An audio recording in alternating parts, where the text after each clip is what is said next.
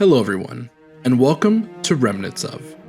In this video, we're going to explore what remains of the Plaguelands in Destiny 2, while also looking back on the Destiny 1 Plaguelands, and seeing just how vastly different they are.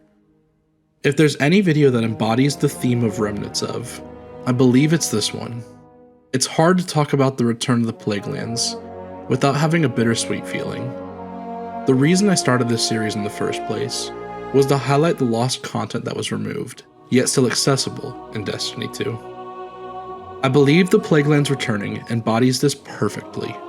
So, with that being said, we're going to be exploring all of what remains in Destiny 2 with its return, while splicing in clips from Destiny 1 to compare and contrast the differences. Chapters will be added to the video at your behest, so if you'd like to skip around to the area that you'd want to explore, you can do so. With that being said, kick back and relax while we explore the remnants of the Plaguelands.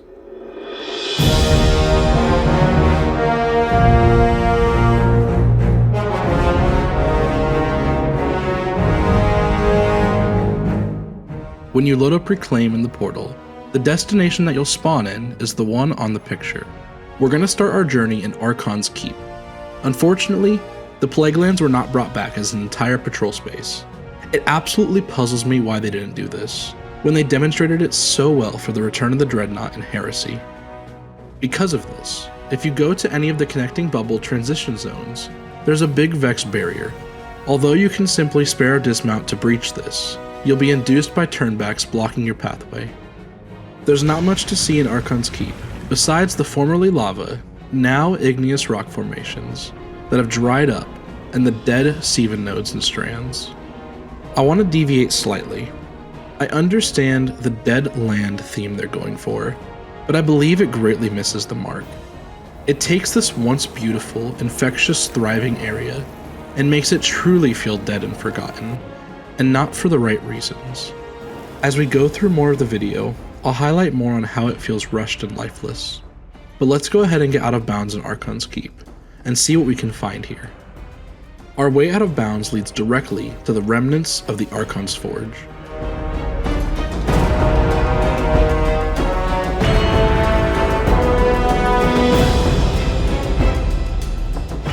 Once we're at this corner, we'll utilize this strange pushback barrier. If you jump just right, or use a grapple tangle, you can land on top of this invisible barrier above the forge.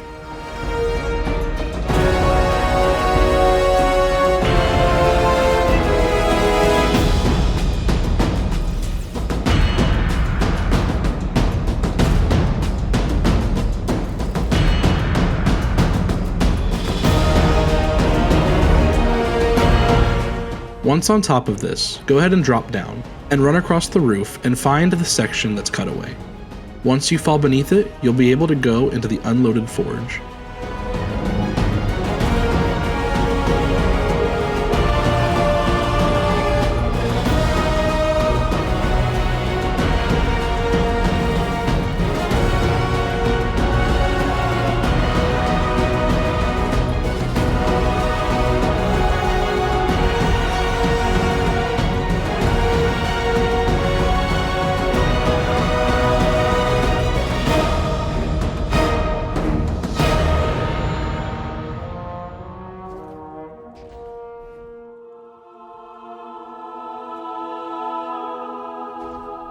Unfortunately, the load trigger does not exist for Archon's Forge, and while recording this, I saw much discourse online about how this looks very different from Destiny 1. But let's compare the two, and see for ourselves how the unloaded area looks back in D1.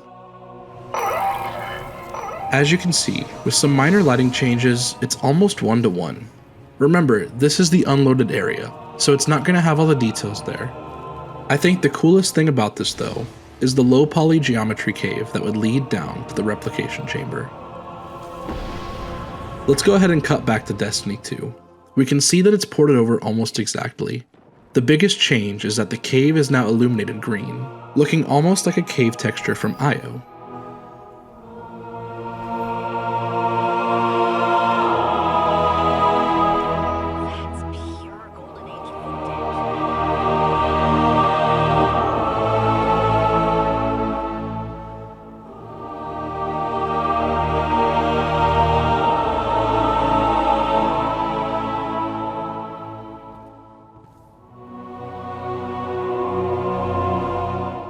If we follow this cave all the way down, you'll see that it ends abruptly into this water that you can walk on.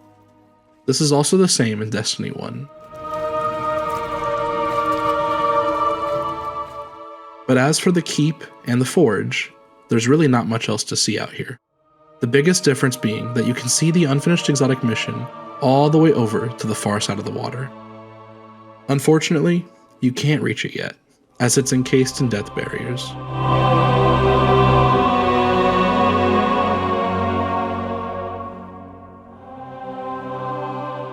And now, with Archon's Keep explored, let's make our way to the giant servitor in the Lord's Watch.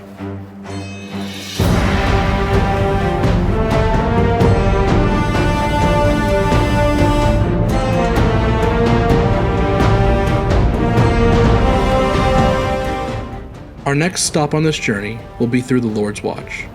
This zone has one very interesting out-of-bounds location, the giant servitor looming overhead that leads to the Wrath of the Machine. The neat part is that it actually utilizes the exact same route from Destiny 1, so let's get to it. As you can see, we have yet another Vex barrier, but this time we're going to utilize it. Use your Sparrow and dismount breach the wall. Once you're out, stay pressed against the barrier to avoid the turnback. Follow my path exactly, as once you start, the turnback timer kicks on, and if you do it just right, with a well-timed sword swing, you'll make it back out of the turnback timer. From here, simply swordfly over to the unloaded Foundry 113.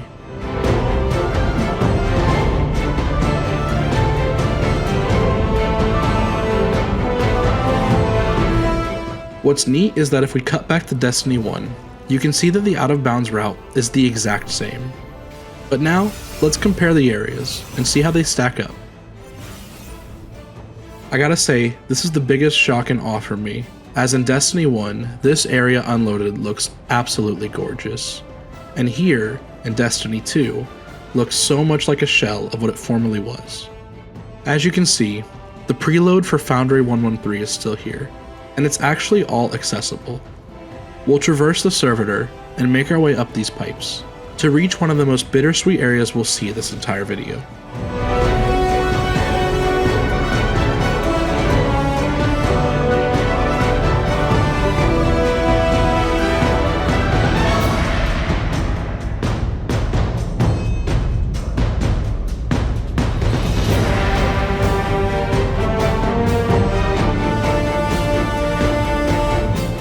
The original first chest location from Wrath of the Machine, and a painted Siva logo.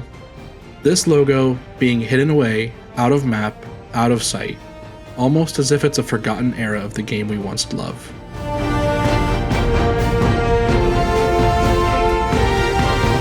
From here, we're going to take a slight detour and box break this map to give a sense of scale to the entire Plaguelands. We will break the barriers using a desynced Sparrow, or a sync box technique. Once you pull it off, you've made it out of the box barriers and are free to explore anywhere within the true edge of the map. I'll go ahead and fast forward the Sparrow flying section, as we're going to land on an unloaded Archon's Keep to set a spawn point.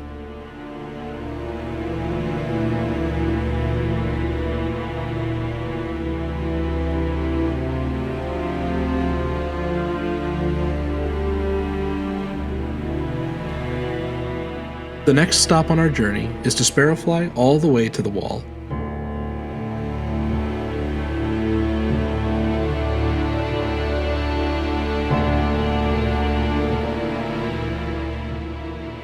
It's obviously not a one-to-one or any preloaded area, but it's still neat to be able to land here and walk along the wall, almost all these years later. Now let's see how this looks from patrol in Destiny 1.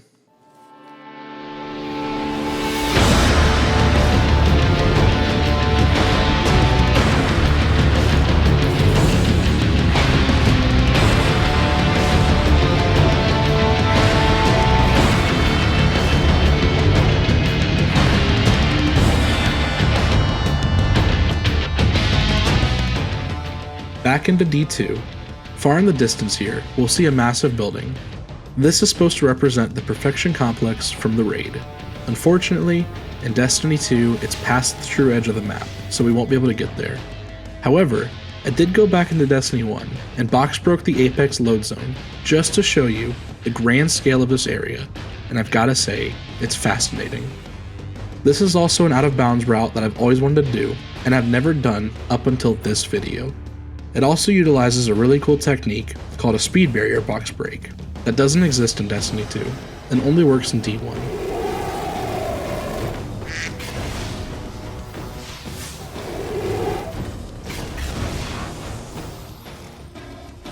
Now, none of this is solid, and it's just simply a visual reminder of where the Perfection Complex is geographically, but nevertheless, it's still cool to see this close, and to see how massive this place is.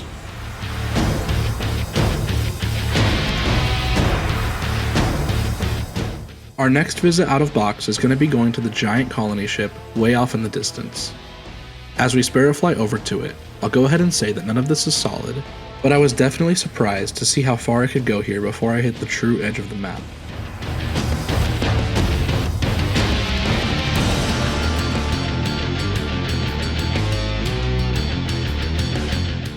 Our last stop in Lord's Watch is going to be a hidden area that was not present in Destiny 1. As you can see, once we drop down under the map, we have a developer playground full of assets, lights, and even the famous chess pieces.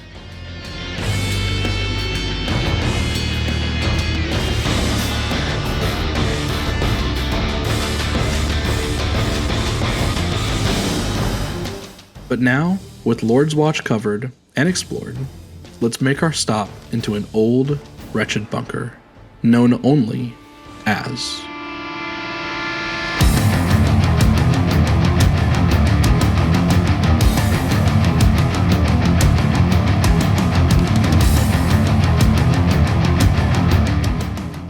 Welcome to Bunker Triglav. We have two directions we can go and explore here, but first we have to get out of bounds. This route will be the same as it's the easiest to get under the map from. Follow my path and to the right, you'll see this steep concrete incline leading to a snowy field.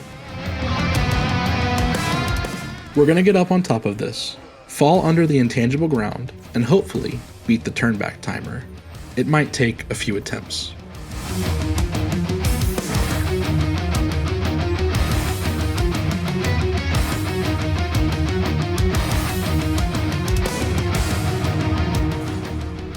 Now that we're out, let's start with the remains of the wretched Eye Strike.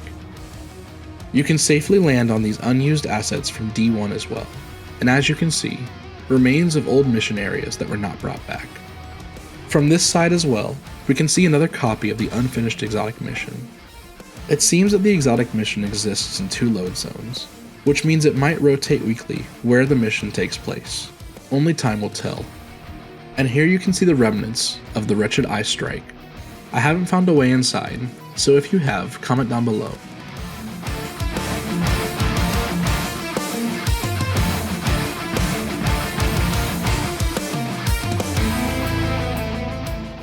With that explored, let's head all the way over to the Splicer battery cannons. Making our way under the map and over to the other side, we can now see the true scope of this strange looking room, leaving only the Siva tendrils behind. If we utilize these to stand on and look up, we can see the splicer cannons almost directly above us. There is a way to get back into this area, but it requires a Witherhoard Sparrow breach, and unfortunately, I'm just not that lucky. But thankfully for us, we can still see this entire area from behind the wall. The cannons can be seen clear as day here, and as you can see, the roof is layered extremely weird.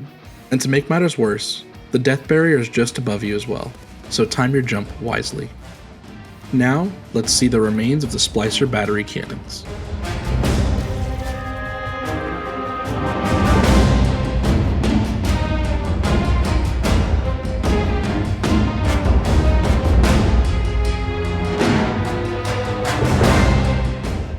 And with that out of the way, our Plaguelands exploration comes to an end. Remnants of is supposed to be a series filled with the wonders of exploration. Yet I find it so strange how a fan favorite area from Destiny's history being brought back into Destiny 2 feels so malnourished and unloved. The Plaguelands in Destiny 1 were an infectious, rich patrol space, filled to the brim with visual storytelling, yet brought back in Destiny 2 as such a shadow of its former self, quite literally. It's ironic in a way that the return of the Plaguelands, feeling so lifeless and dull, can be such a similar reflection on Bungie Studios and the current state of the game at the moment. I don't want this to be a video filled with hatred, but it simply goes to show how much the finer details showed through in Destiny 1's Rise of Iron, and how the finest bits of love and effort were put into the Plaguelands prior. I, for one, am joyful in the fact that we have the Plaguelands back to explore, even if it's in a half-baked state. It's something I never thought we'd see in Destiny 2, yet here we are. With the end of this video, I want to pose a question, so I'll leave you with this. When we revisit these forgotten spaces, are we honoring their legacy, or are we just walking through the hollow shell of what once was? And with that, Guardians, I sign off, holding on to hope for the future, and for the adventures still waiting to be explored. But until then, keep on exploring. And as always, take care.